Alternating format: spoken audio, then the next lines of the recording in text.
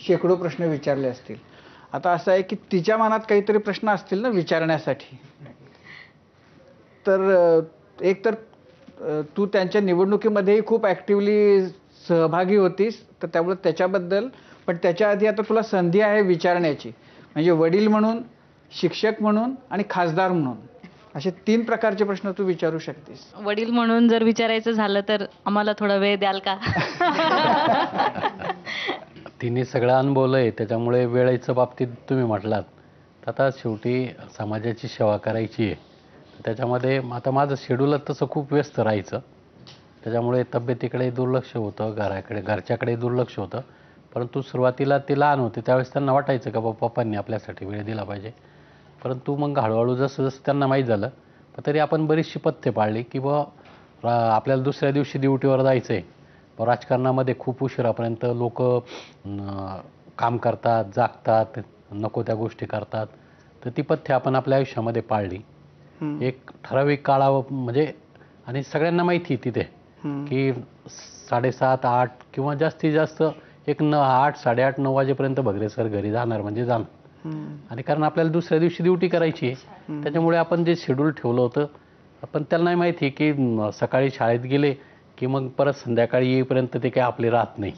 शाळेत गेले, शिक्षक झाले, तिकडे गेले राजकारण, पण घरी आल्यानंतर जेवढा वेळ देता येईल तेवढा वेळ देण्याचा आपण प्रयत्न केला. जे करायचं आहे आता मी तुम्हाला सांगितलं आहे ते जिथं जायचं तिथं प्रामाणिकपणे करायचं हे डोळ्यासमोर ठेवलं, ते पाहत आले, त्याच्यामुळे त्यांनाही सगळ्या गोष्टीची जाणीव आहे.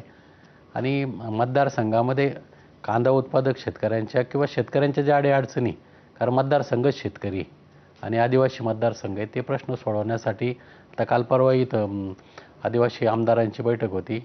त्या ठिकाणी जाऊन एक आपण त्या भागाचं प्रतिनिधित्व करतो, त्यामुळे आपली जबाबदारी त्या भागाचे प्रश्न सोडवण्याची. ते करण्यासाठी आपल्याला जे जे करावं लागेल ते तर शेवटी आपली जबाबदारी म्हणून करणारच आहे. आणि स्वतः आपण शेतकरी आहे, त्या समाजाचे आहोत, आणि म्हणून तर मोठी जबाबदारी असं मला वाटतं. सर, ज्याप्रमाणे तुम्ही उल्लेख केला, कांदा प्रश्न महत्त्वाचा आहेच, पण त्याबरोबर आरोग्याचा प्रश्न देखील मतदारसंघात फार महत्त्वाचा आहे. तर निवडणूक प्रचारादरम्यान आमचे जयवीरू तुम्हाला भेटण्यासाठी आले होते. त्यावेळी तुम्ही उल्लेख केला की आधीच्या खासदारांनी म्हणजे तत्कालीन खासदारांनी एवढ्या वर्षात मेडिकल कॉलेज असेल किंवा एक सुसज्ज हॉस्पिटल देखील निर्माण केलं नाही.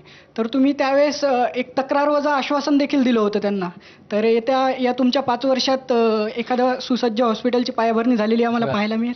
त्यांना केंद्रीय मंत्री, आरोग्यमंत्री म्हणून जबाबदारी मिळाली होती, सरकार त्यांचं होतं, स्वतः मंत्री होत्या, त्यांच्या दृष्टीने तसं ते काम फार किरकोळ होतं.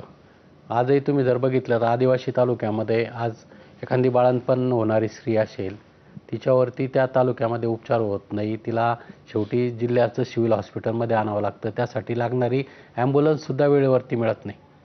मग आता ही सगळी परिस्थिती आता नव्याने काय करेल, त्याच्यापेक्षा आहे ती यंत्रणा कशी सुधारवता येईल या दृष्टीने तर मी नक्कीच म्हणजे नव्याने ते मिळवण्याचा माझा प्रयत्न आहेच, परंतु आहे ती यंत्रणा कशी दुरुस्त करता येईल, कारण नवीन मिळवणं, तयार करणं त्याच्यात कालावधी जाणार आहे.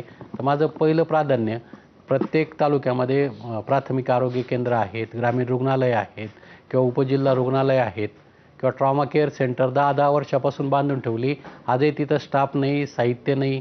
तर ह्या गोष्टी रन करून आरोग्य यंत्रणा कशी दुरुस्त करता येईल त्या करण्याचा माझा याच्यामध्ये म्हणजे मी त्या दृष्टीने आरोग्यमंत्र्यांची भेट घेऊन काही प्रश्न केंद्रातून सुटतील, काही राज्यातून सुटतील किंवा काही जिल्हा परिषदेच्या माध्यमातून म्हणजे मी या सगळ्या यंत्रणेत काम केलं आहे, त्याच्यामुळे मला त्या प्रश्नांची कोणता प्रश्न सोडवला पाहिजे ती जाणीव आणि त्या दृष्टीने मी नक्कीच प्रयत्न करणार आहे. सर, एका शिक्षकाच्या आयुष्यात विद्यार्थ्यांचं महत्त्व खूप मोठं असतं. हो. तुम्ही खासदार म्हणून निवडून आल्यानंतर तुमच्या विद्यार्थ्यांनी तुमचा हा विजय कसा सेलिब्रेट केला? एखादा लक्षात राहणारा प्रसंग, मनावर कोरला गेलेला प्रसंग? आता तसं निवडणुकीच्या काळामध्ये अनेक म्हणजे माझ्या तशा विद्यार्थ्यापेक्षा विद्यार्थिनी माझ्या म्हणजे 30 वर्ष माझी सेवा पूर्ण मुलींच्या हायस्कूलमध्ये गेली. त्यामुळे अनेक विद्यार्थिनी प्रचाराच्या निमित्ताने मी जायचो, म्हणजे त्यांना माहीत झालं की भगरे सर येत आहेत, तर स्वतःहून पुढे येऊन म्हणजे आल्यानंतर ओळखूसुद्धा यायच्या आणि त्या सांगायच्या का मी तुमची विद्यार्थिनी म्हणून.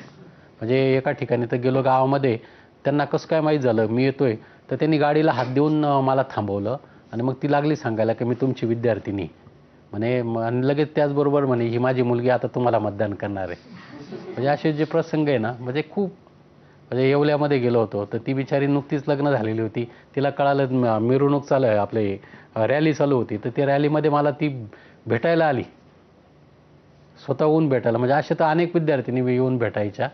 आणि ज्यांना ज्यांना माहीत झालं, पार परदेशामध्ये विद्यार्थिनी आहेत, तिकडून सुद्धा त्यांनी फोन करून किंवा तिकडून त्यांनी इकडे आव्हान केलं लोकांना की बा भगरे सरांना मतदान करा.